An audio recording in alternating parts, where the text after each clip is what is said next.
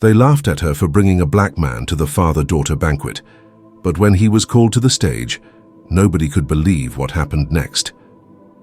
Emily Carter was just 14, but she already understood things most adults never fully grasped, like silence. Not the peaceful kind, but the heavy silence people used when they didn't want to ask questions, like why her stepfather didn't look like her, or why she never brought friends home, or why she always sat alone at lunch, even though she wasn't mean or strange, just as quiet. Emily had grown up in a small Georgia town, the kind where nothing changed and everyone knew everyone else's story, except hers. Her story had always felt too complicated for the world around her. She'd spent the first 10 years of her life being raised by her mother, Lisa, a strong, resilient woman who worked double shifts as a nurse and came home with aching feet, but always a warm smile for her daughter. Lisa did everything she could to make Emily feel loved, but love couldn't always fill the space a father leaves behind. Emily's biological dad had left when she was just 2 years old. No postcards, no calls, just a fading photo at the back of a drawer and a few angry memories Lisa never shared. For years, it had been just the two of them against the world. And then came Marcus. Marcus Johnson wasn't the type of man who made grand entrances. He didn't talk much. His presence wasn't loud, but it was steady, dependable. The kind of man who showed up early, stayed late, and noticed when someone was having a bad day, even if they didn't say a word. Lisa met him through a mutual friend at the hospital. He came in to fix a busted radiator and left with Lisa's number, though it took him 2 weeks to call. Their first few dates were cautious, quiet. They didn't go to fancy restaurants or post pictures online. They met at diners outside of town and walked along trails where no one paid them any attention, because even though they felt something real, the world around them still clung to old ideas. Lisa was white. Marcus was black. And in a town that hadn't changed much since the 1960s, that still meant something ugly. But Marcus didn't flinch. He didn't argue with bigots or shout at strangers who stared too long. He just kept showing up.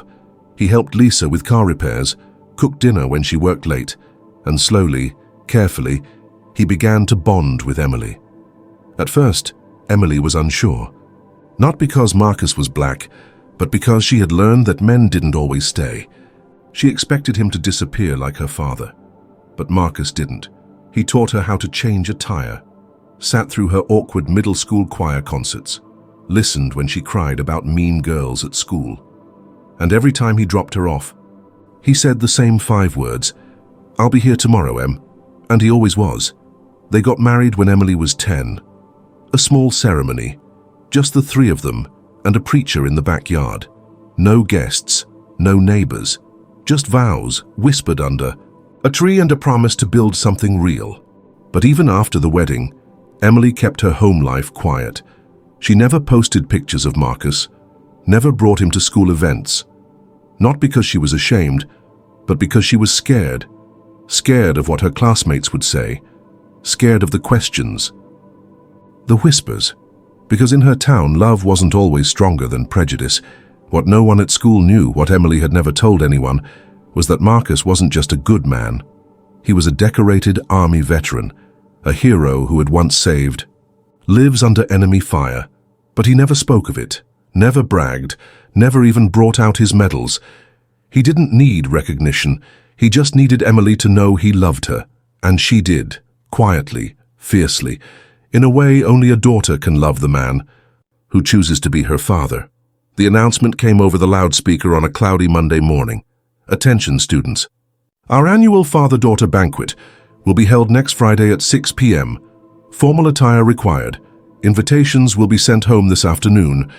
Emily froze in her seat. The words should have excited her, should have sparked images of twinkling lights, music, maybe a slow dance with Marcus under a glittering gym ceiling. But instead, a knot formed in her stomach. She glanced around the classroom. The girls near her were already chatting, squealing, comparing dresses in hushed tones. All of them were white. Most of their fathers worked in town. Accountants, insurance, agents, firemen. They belonged here. Emily wasn't so sure she did. That afternoon, she tucked the invitation deep into her backpack and said nothing to Marcus or her mum. She wanted to go more than anything, but she also remembered last year's spring picnic when she'd casually mentioned Marcus picking her up. One of the girls had scrunched her nose and asked, "Wait, your dad's black?" The word black hung in the air like a slur, though it wasn't the word that stung. It was the tone. Now the whispers started again. In the hallway between classes, she heard it. "Is that your real dad? You're not even the same color. Why didn't your real dad come?" They said it just loud enough for her to hear, but soft enough to pretend they didn't mean anything by it. Girls giggled behind her back, trading glances, nudging each other.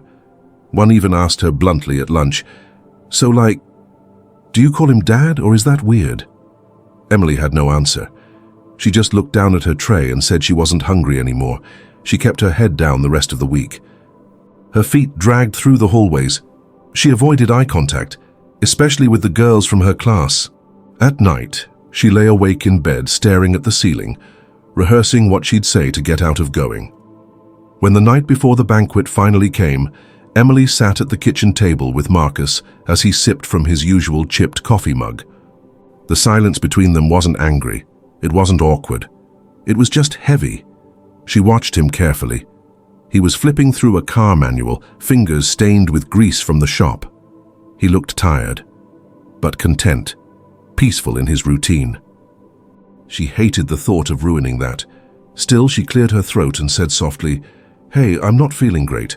I think I'm going to skip the banquet tomorrow." Marcus looked up, his brow furrowed slightly, not in anger, just in concern. "Were you okay?" he asked. Emily shrugged. "Yeah, just not really in the mood for a big crowd, I guess." Marcus nodded slowly. He didn't push. He never did. But she could tell he was disappointed. Not in her, in something deeper, like he'd seen this moment coming. After a few seconds, he spoke. "You know, you were really excited about it last week. Got your dress and everything." "I know," she said. "I just changed my mind." Marcus studied her, quiet again. Then he leaned back in his chair and set the mug down. "You don't have to tell me," he said gently. "But if somebody said something at school, you don't have to deal with that alone." Emily swallowed hard. It wasn't fair. Marcus had never been anything but kind, patient, loving. He had been more of a father to her in 4 years than her biological dad had been in her entire life. And yet, here she was letting the opinions of small-minded kids steal something beautiful from them. Still, the fear felt too big, bigger than love, bigger than logic. "I just don't want to deal with it," she whispered. Marcus nodded again, and then, like he always did, he reached across the table and took her hand. "All right," he said quietly, "but if you change your mind, even at the last minute, I'll be ready." Emily blinked fast, forcing the tears to stay down. She nodded, but inside she felt torn in two, between the love she knew was real and the judgment she knew was coming. She went to bed that night with a heavy heart and the soft sound of her stepfather washing dishes in the kitchen, still humming the same old country tune he always did when things were quiet. The morning after Emily's quiet surrender, Marcus found her sitting on the porch steps, staring at the chipped paint on the railing like it held all the answers.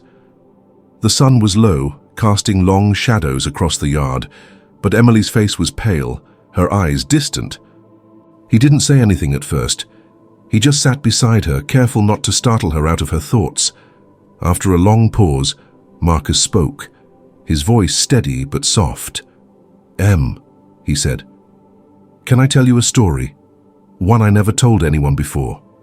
Emily looked up, curiosity flickering in her tired eyes. "Okay," she whispered. Marcus took a deep breath. The words came slow, deliberate, as if he was walking through old memories, careful not to lose his footing. "Back when I was in Iraq, I was part of a convoy moving through a dusty valley. It was supposed to be routine, just transporting supplies. But then out of nowhere, we hit an ambush. I mean, bullets everywhere, explosions, men screaming. The truck I was riding in flipped. The world turned upside down." He paused, the weight of it hanging between them. "I don't remember thinking about myself. I remember thinking about the guys around me, my brothers. We were pinned down, and the only way out was to get to a nearby ridge for cover. I helped pull 2 guys from the wreck, carried them up that hill while we were still under fire. Marcus's eyes were distant now, reliving the moment. We made it, but it wasn't just luck. We had each other. We looked out for each other. I didn't do it for medals. I didn't do it for glory. I did it because it was the right thing to do. Emily's breath caught. She had never seen this side of Marcus. The quiet man who fixed her bike and made pancakes on Sunday mornings. The man who never bragged about his past. The man who until now had been just her stepfather. Marcus turned to look at her directly. "You know, Em," he said, "some of those kids at your school? They don't understand what real strength is. They judge because they're afraid. Because they don't know what it means to stand up for someone you love. And I don't care what they think." He squeezed her hand gently. "What matters is what you feel. You asked me to come to that banquet with you. And that's exactly what I'll do with pride. Not just because I'm your stepdad, because I'm proud of you. Proud to be your family." Emily's eyes filled with tears she couldn't hold back. "I'm scared," she admitted. "What if they laugh at us? What if they don't want me there?" Marcus smiled softly, wiping a tear from her cheek. "Then they don't deserve to see the real you. The brave, kind, beautiful girl I know, and I'll be right there beside you no matter what."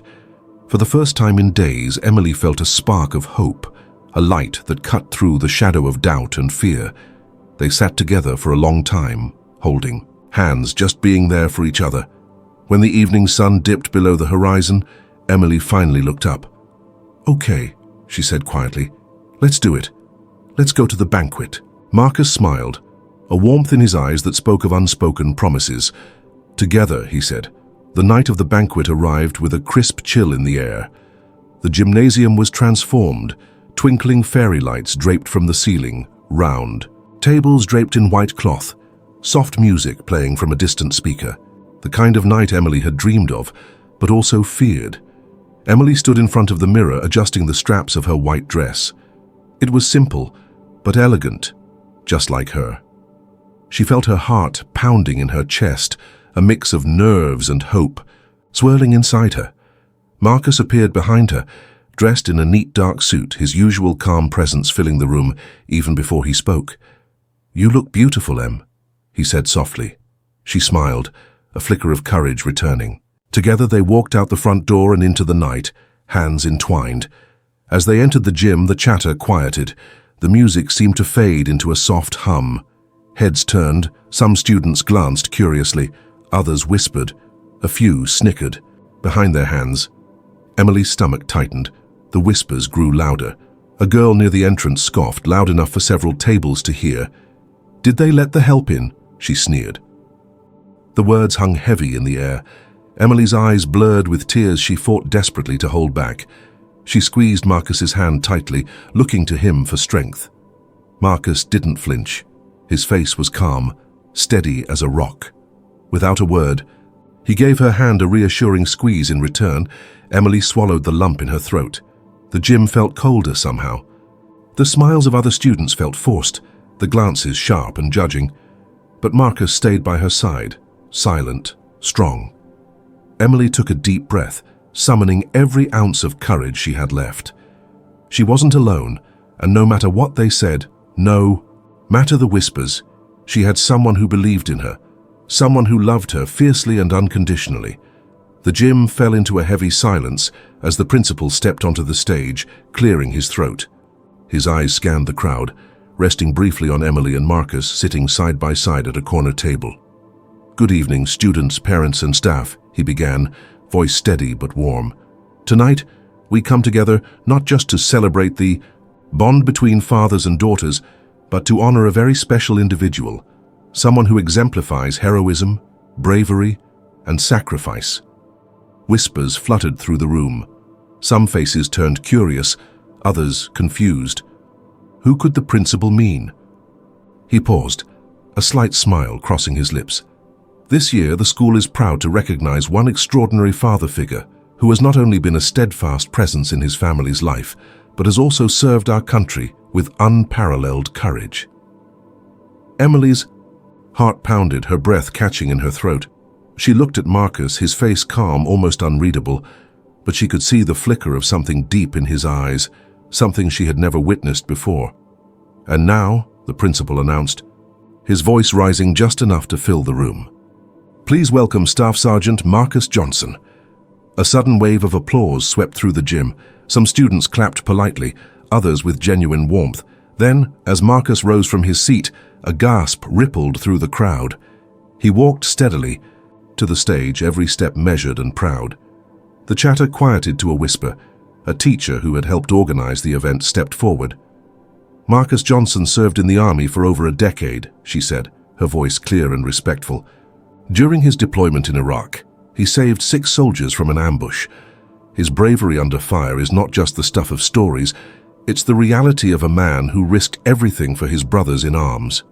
Eyes widened.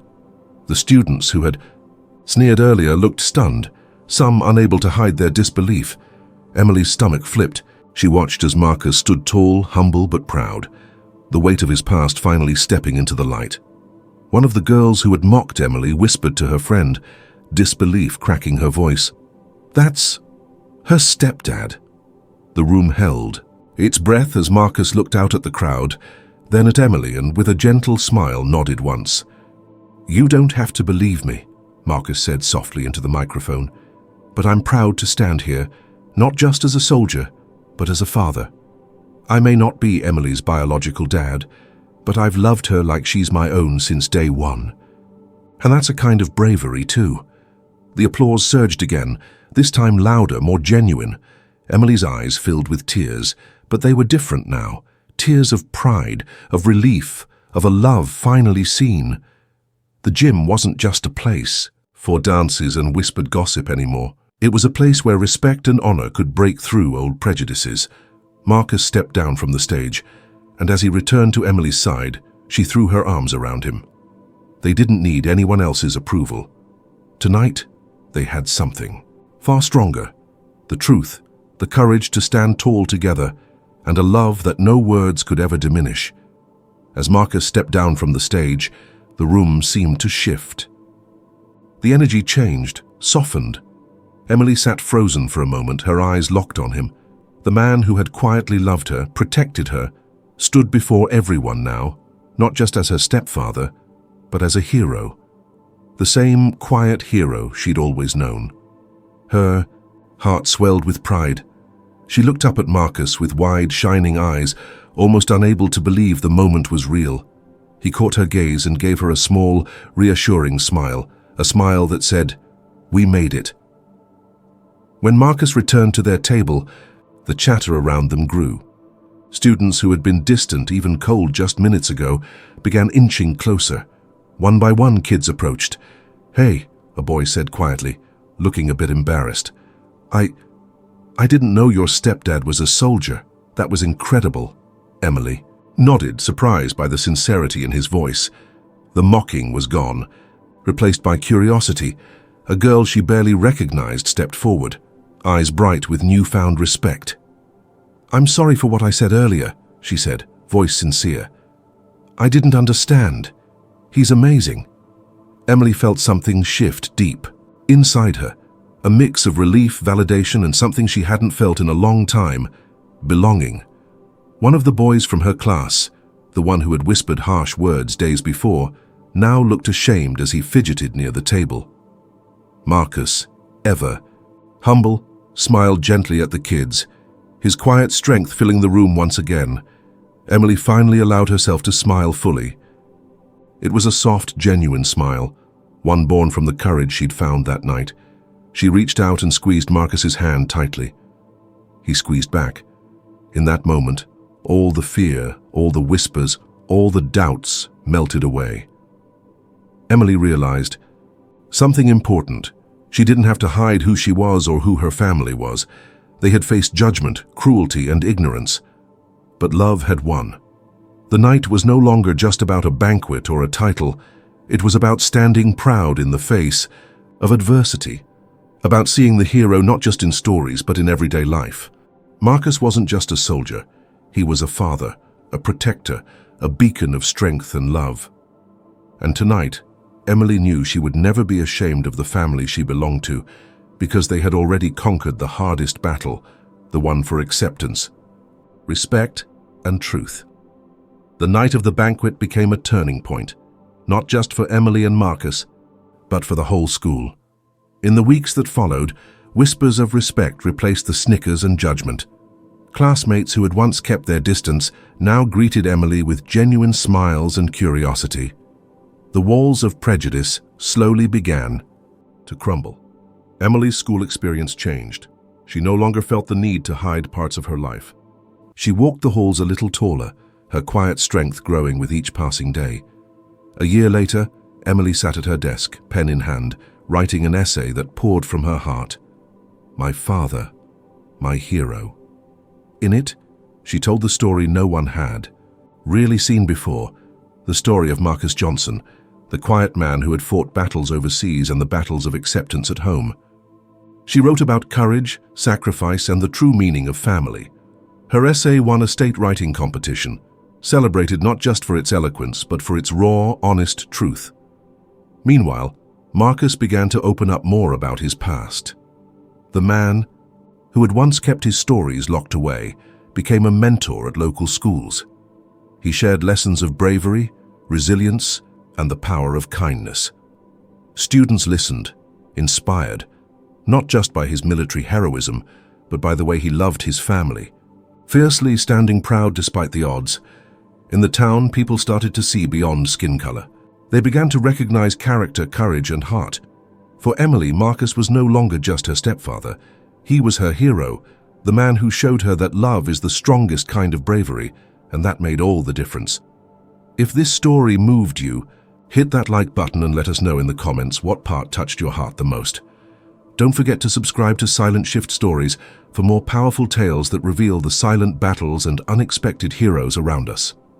Share this video with someone who needs to hear a story about courage, love, and standing strong against all odds. And remember, sometimes the quietest stories have the loudest impact. Stay tuned, because there are many more waiting to be told.